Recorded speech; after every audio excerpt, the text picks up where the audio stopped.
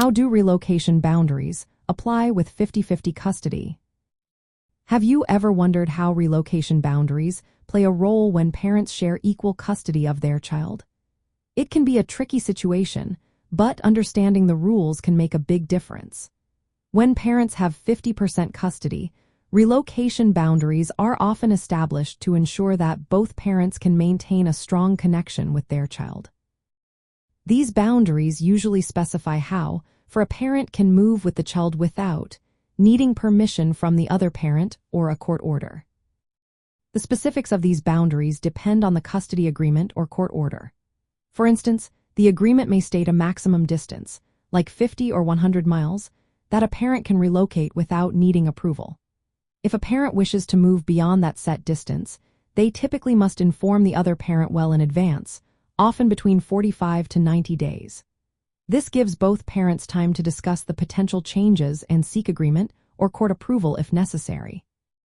The main concern for the court in these situations is the best interest of the child. Several factors come into play when considering a relocation request. These include the reason for the move, such as a new job or better schools, and how the move might affect the child's relationship with the non-moving parent. The court will also look at whether the non-moving parent can still have reasonable visitation and how the child's ties to their current community, school, and friends might be impacted. If the parents cannot reach an agreement, the court will hold a hearing to determine if the relocation is allowed and how it may change custody and visitation schedules. Courts generally prefer arrangements that allow the child to spend significant time with both parents. Therefore, moves that could disrupt this balance may be denied unless there are strong reasons. In practical terms, relocation boundaries in 50% custody situations requiring clear communication between parents.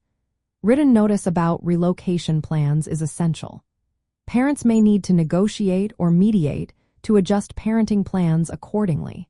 They should also consider how the move will affect visitation schedules and the logistics of transportation.